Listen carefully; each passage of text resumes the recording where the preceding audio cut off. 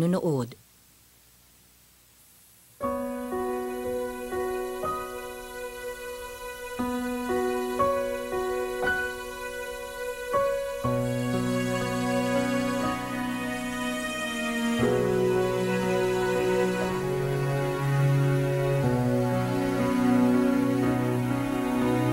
Matagal ko na siyang minamatyagan.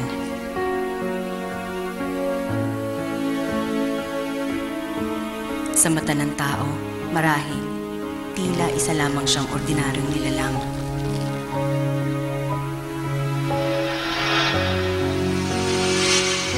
Ngunit hindi maitatago sa Diyos ang katotohanan.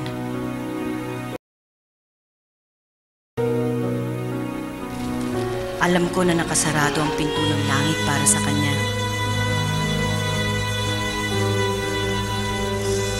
Alam ko na may nagawa siyang kasalanan, kaya't siya'y isinumpa. Pero alam ko rin na may pag-asa pa. Alam ko na may pagkakataon pa siyang magbago. Naniniwala ako dito. Kahit alam ko kung ano ang tunay niyang anyo.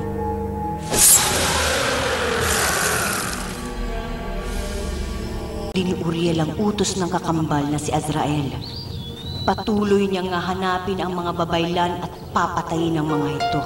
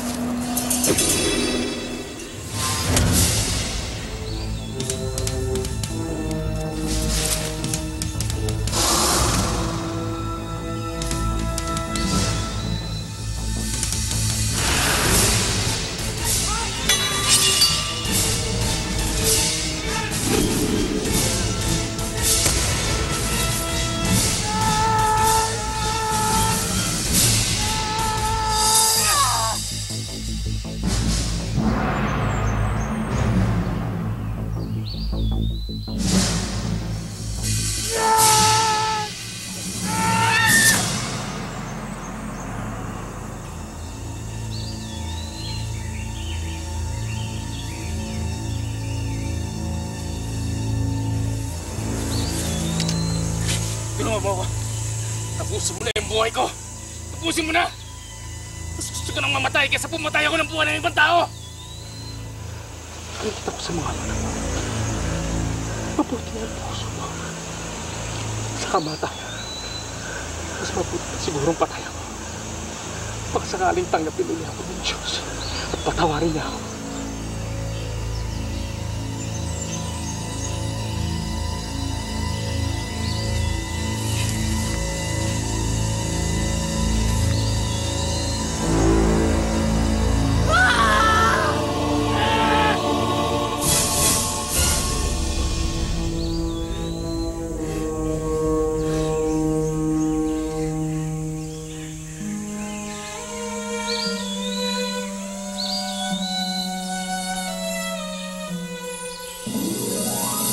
tagpong iyon ang magpapabago sa takbo di lamang ng buhay ni Uriel, kundi ng buhay ko rin.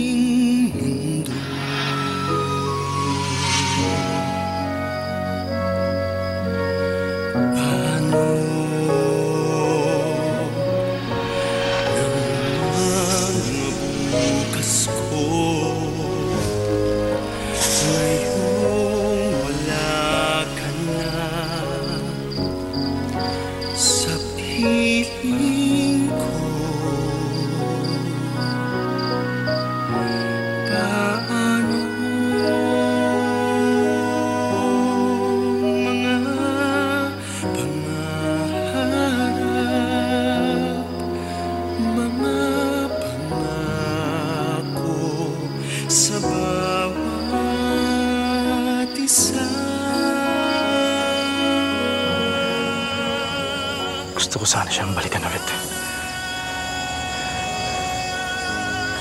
Pero ayaw niya akong tanggapin.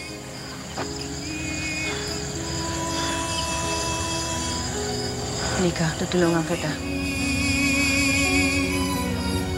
Ang tibok ng puso mo, sana'y yakapin mo ako muli, kahit sandali, kahit isang sakit.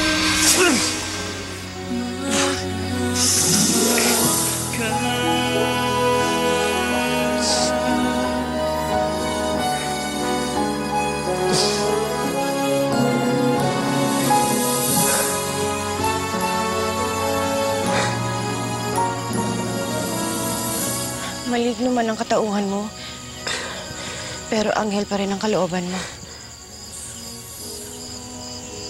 Alam ng Diyos na nagsisisi ka. Nababasa niya ang kagustuhan mo magbalik loob sa Kanya. Darating ang panahon, mapapatawad ka rin ng may kapal.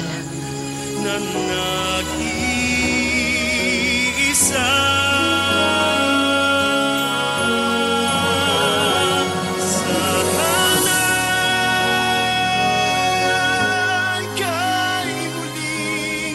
Patawarin niyo ako kung may kapal. Pinapangako ko po sa inyo. Patutunayan ko po sa inyo na kaya ko pong magbago at maglingkod po sa kabutihan.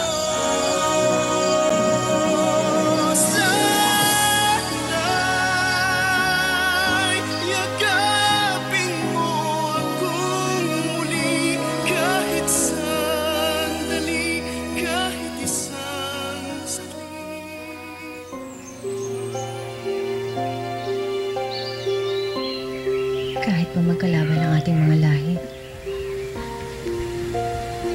pinapangako ko sa iyo na tutuparin ko ang mga pangarap mo. Ang magkaroon ng pamilya, magbuhay ng normal bilang isang mortal. Gagamutin ng pagmamahalan natin ang lahat ng nararamdaman mong hinanakit.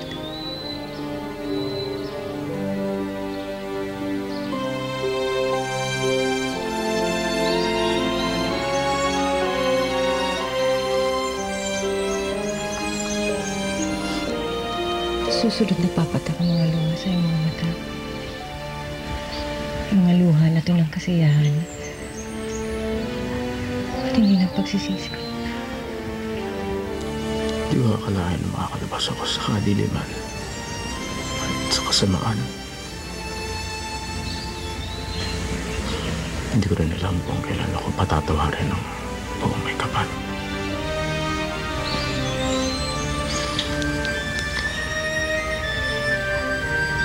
Napasalamat lang ako sa kanya na dumating ka sa buhay ko. Sa bawat isa. Ang lahat ng mga pangyayaring ito, pati na ang kasalanan at hinanakit ng nakaraan, ay papaguhin ng isang wagas na pag-ibig. Makita ko, damhin ang tibok ng puso mo. Sana'y yakapin mo ako muli, kahit sandali, kahit isang saglit, mayakap ka.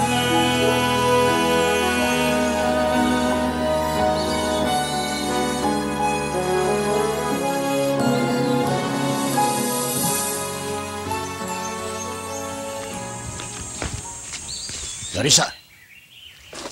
Papang, Lumayo ka sa maligno yan.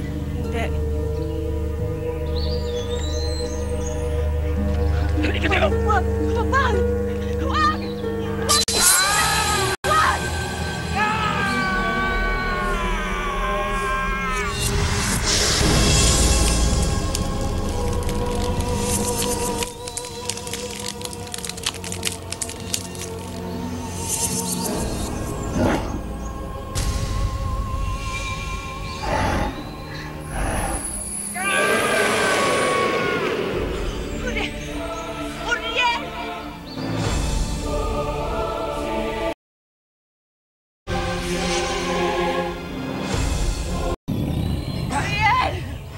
Tandaan mo ang pangako mo sa Diyos!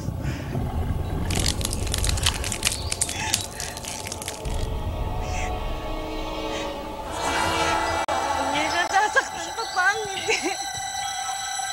Papang, hindi siya masama. Hindi siya masama. Huwag niyo siya sasaktan. Tumahimik ka, Larissa. Papa. Maligno siya.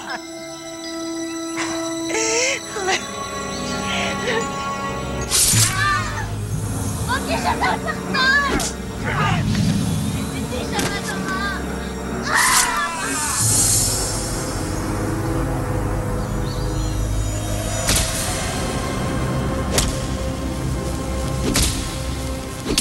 Larissa! Larissa! Lumayo ka dyan! Kung papatayin niyo siya, patayin niyo na rin ako! Dahil hindi ko ito mapapayagan! Mama, binigay sa atin ng Panginoon ang ating kapangyarihan at kekayaan. Hindi para pumatay na isa nila nang na hindi lumalaban! Larissa! Tayo mga babaylan. Bilang babaylan tayo mga mandirigma. Tagapagturo. Tagapagkamot. Pero higit sa lahat, gabay sa tamang daan at kabutihan.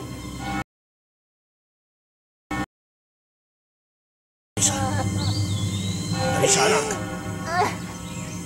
Oo, maligno si Uriel, pero ang kalooban niya ay puno-puno ng kabutihan. Isa lang naman ang hinihiling niya. Kung magkakataon makapagbago, magmahal at mahalin at papatawan. Lumayo ka dyan! Isa siyang maligno! Kapag pinatay niyo siya, pinatay niyo na rin ang ama ng magiging apo ninyo. Larissa!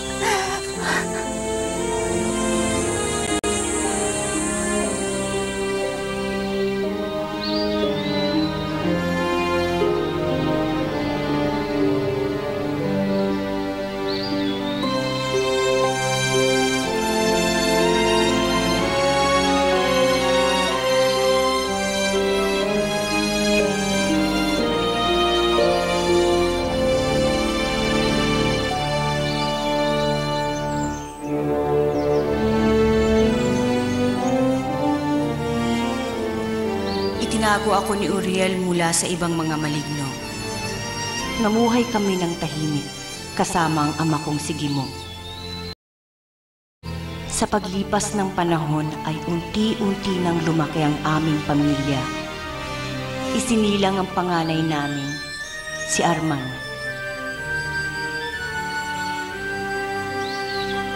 Nasundan ni Cassandra.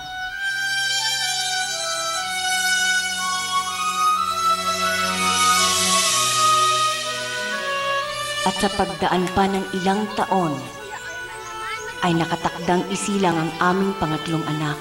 Hindi namin sukat akalaing ito ang tatlong magkakapatid na kinatatakutan ng mga maligno.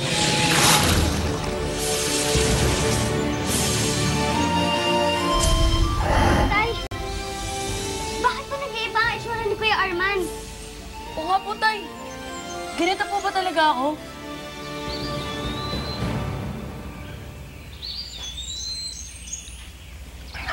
Siguro panahon na. Cassandra, mahal. Kuya Tapang, halika. Halika rito. Meron akong gustong sabihin sa inyo, ha? Makinig kayo. Huwag ka matatakot.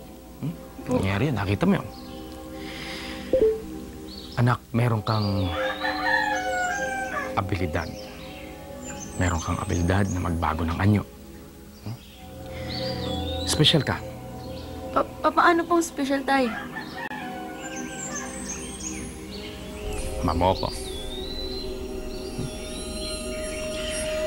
Ako ay isang maligno.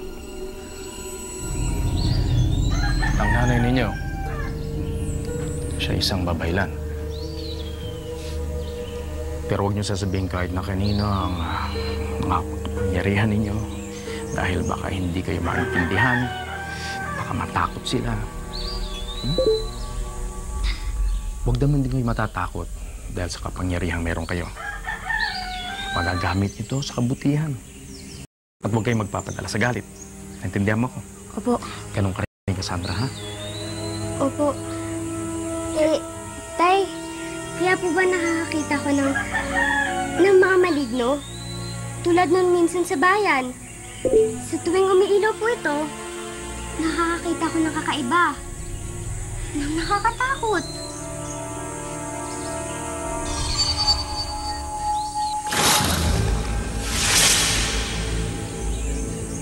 Pati kayo, Tay. Ang itsura nyo, sa tuwing ginagamit ko itong ikatlong mata ko. Natatakot ka ba, mahal? Hindi po, Tay. Maski magbago man po ang itsura nyo sa paningin ko, alam ko pong mabait kayo. Pero, teka lang po, Tay. Bakit po ba kami nagkaroon ng ganitong kapangyarihan? At bakit magkaiba pa kami ni Kuya? Alam mo kasi, mahal, itong si Kuya Tapang mo, nagmana sa pagkamalig ng tatay mo. At ikaw naman, nagmana ka sa kapangyarihan ko bilang isang babaylan. Nay, sabi mo na magkalaban daw po ang mga babaylan at ang mga maligno. Pero bakit kayo po ni tatay hindi magkaaway? At bakit mag-asawa kayo? Alam mo, mahal, merong mga bagay dito sa mundo na mahirap intindihin. Basta mahirap paniwalaan o kung ano man. Pero dahil na rin sa pagmamahalan at sa tulong ng Diyos, walang imposible. Ganun yun, anak. Yun po pala ang ibig sabihin nun, Nay. Kaya po pala mahal na mahal niya ang isa't isa ni tatay. Siyempre. Man mo at ang kapatid ninyo, si Alim. Kaya kayong dalawa, ha? Mahalin ninyo ang isa't isa, ha? Opo. At mahalin nyo rin ito magiging kapatid ninyo. Siyempre naman po, Nay.